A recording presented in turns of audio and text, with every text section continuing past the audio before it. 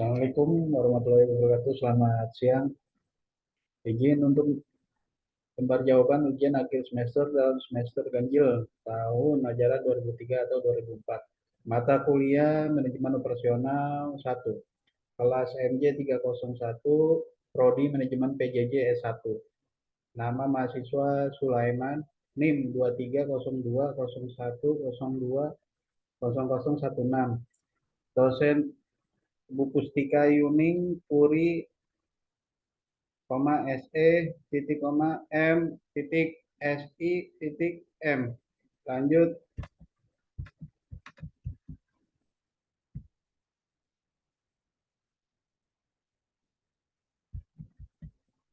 Lanjut untuk pola produksi dan manajemen proyek.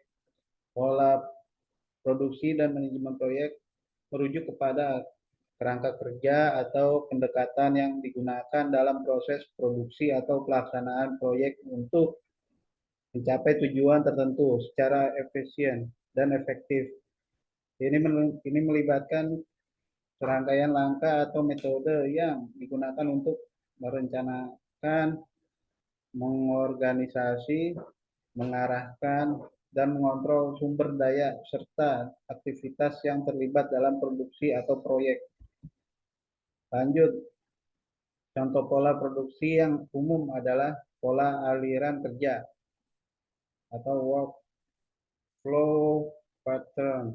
Ini adalah pola yang menggambarkan aliran kerja dalam satu tahap produksi ke tahap berikutnya. Dalam sebuah proses, pola garis perakitan, assembly line pattern, pola digunakan dalam produksi massal di mana produk dijalankan melalui sejumlah stasiun kerja berurutan dengan setiap stasiun bertanggung jawab untuk menyelesaikan bagian tertentu dari proses produksi.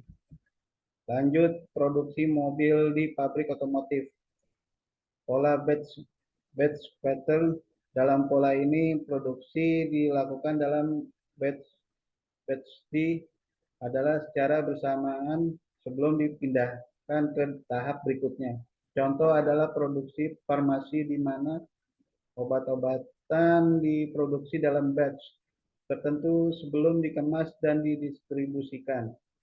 Lanjut, pola manajemen proyek meliputi model waterfall, model agile, model campuran hybrid model.